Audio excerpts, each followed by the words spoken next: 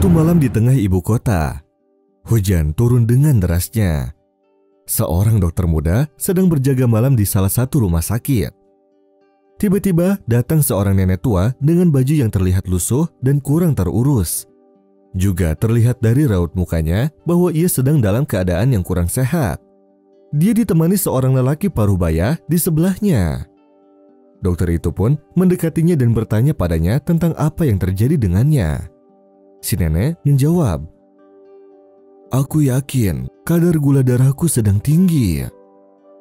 Kemudian dokter memeriksanya dengan sangat tenang sambil tersenyum. Tiba-tiba terdengar bunyi ponsel dari lelaki parubaya tersebut. Lalu ia memohon izin untuk menjawabnya sambil keluar ruangan. Saat ia datang lagi, terlihat kesedihan yang amat sangat dari raut wajahnya. Juga terlihat tetesan air matanya. Akan tetapi, ia tidak berbicara sepatah kata pun. Lalu si lelaki bertanya akan kondisi si nenek. Dokter muda itu pun menjawab bahwa si nenek membutuhkan perawatan yang amat sangat dan ia membutuhkan insulin. Akan tetapi, ketersediaannya terbatas di rumah sakit tersebut. Lelaki itu pun berkata, "Sebentar, aku akan pergi ke apotek untuk membawakannya insulin." Si nenek pun berkata padanya, "Sudah, Nak, tidak perlu. Malam ini hujan turun sangat deras. Aku tidak mau merepotkanmu." "Kesehatanmu lebih penting, Bu," jawab si lelaki. Saat lelaki itu hendak pergi, sang dokter berkata pada si nenek, "Itu sudah kewajibannya sebagai seorang anak, Bu." Si nenek menjawab, "Aku bukan ibunya, Nak. Aku memang ingin pergi ke rumah sakit ini. Berhubung uangku pas-pasan, akhirnya aku memilih untuk berjalan kaki saja." Di tengah jalan, lelaki itu menghampiriku dengan mobilnya dan mengantarkanku ke sini. Bahkan ia juga yang membayarkan biaya obat dan segalanya padaku. Selang beberapa menit, tibalah si lelaki itu dengan membawa insulin di tangannya. Tiba-tiba, ponselnya berbunyi lagi, kemudian ia memohon izin untuk menjawab telepon keluar ruangan. Saat ia masuk, terlihat dari raut wajahnya akan kegembiraan yang sangat. Seraya berkata, "Alhamdulillah, Alhamdulillah, terima kasih Tuhanku." Sang dokter pun mendekatinya dan bertanya, "Apa maksud dari semua ini? Sebelum ini kamu keluar ruangan dan masuk dalam keadaan sedih. Sekarang justru kamu bergembira. Ada apa?"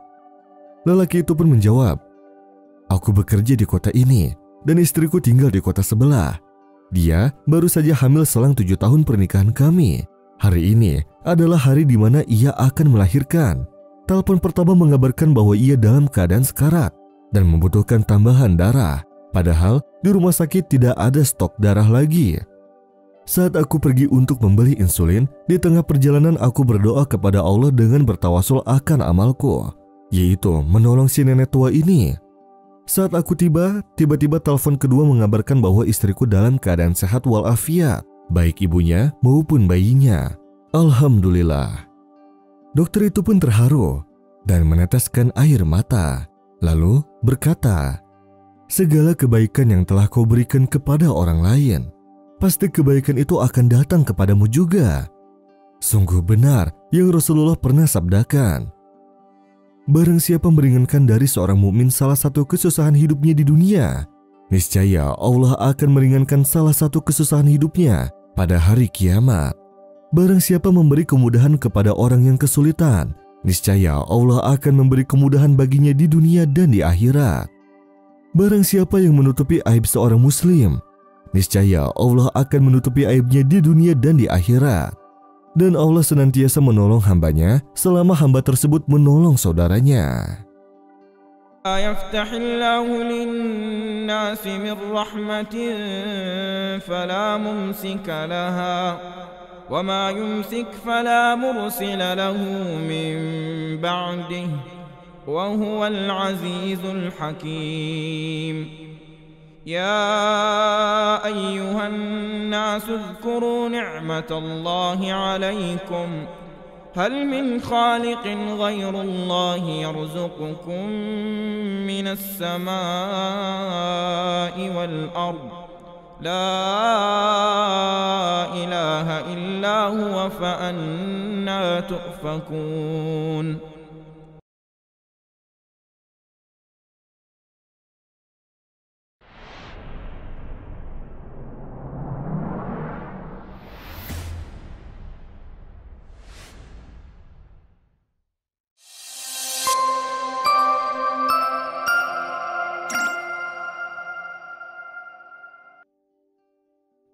Hiduplah seorang pemuda yang soleh, taat beragama dengan bekerja sebagai pembuat karpet. Setiap ia melihat di suatu musola yang tidak ada karpetnya, ia segera membuatnya dan menginfakkannya. Pada suatu malam, ia bermimpi dengan mimpi yang aneh, yaitu keluar dari punggungnya setandan anggur dan orang-orang berdatangan untuk mengambilnya.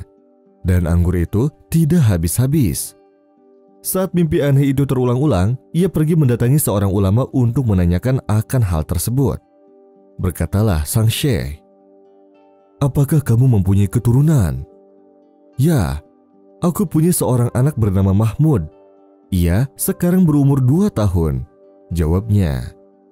"Masukkan dia di Al-Azhar untuk belajar ilmu agama di sana, karena ia akan berpengaruh di kemudian hari." Pemuda itu langsung memasukkan anaknya ke Al-Azhar, dan Masya Allah, saat umurnya menginjak usia 8 tahun, ia mampu untuk menghafal Al-Quran seluruhnya, berkat doa-doa dari kedua orang tuanya. Juga si anak menjadi orang yang sangat cerdas lagi berilmu. Dan Masya Allah, ia pun telah menjadi orang pertama kali yang merekam audio Al-Quran di dunia dengan riwayat Hafs an Asim. Ia juga menolak upah dari rekaman tersebut. Maka Allah Subhanahu wa Ta'ala meninggikan derajatnya sehingga suaranya dikenal dunia. Kemudian, murotal beliau dengan riwayat Hafs an Asim terselesaikan pada tahun 1961 Masehi. فَإِذَا قَرَأْتَ الْقُرْآنَ فَاسْتَعِذْ بِاللَّهِ مِنَ الشَّيْطَانِ الرَّجِيمِ. Lalu melanjutkan ke riwayat Warshi an-Nafi pada tahun 1964 Masehi.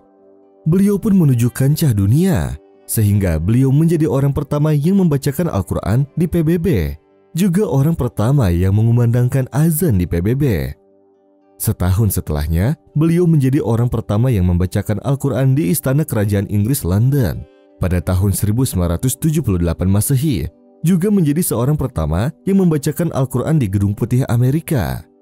Beliau pun telah bersungguh-sungguh dalam menyampaikan kalamullah dari suaranya ke penjuru dunia, hingga beliau wafat pada tanggal 14 November 1980 Masehi.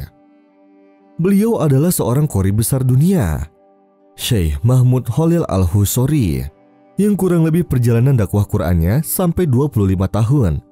Dan hingga kini kita masih menikmati anggurnya, dan anggurnya tidak habis-habis. Dengan sebab perjuangan ayahnya untuk membuat karpet masjid, hingga ia dijuluki Al-Husori atau si pembuat karpet. Maka Allah menyebarluaskan suara anaknya ke penjuru dunia dengan sebutan Al-Husori. Dan hingga sekarang, nama ini masih sering terdengar di telinga-telinga kita, dari timur sampai barat dunia. من عمل صالحا من ذكر أو أنثى وهو مؤمن فلنحيينه حياة طيبة ولنجزينهم أجرهم بأحسن ما كانوا يعملون.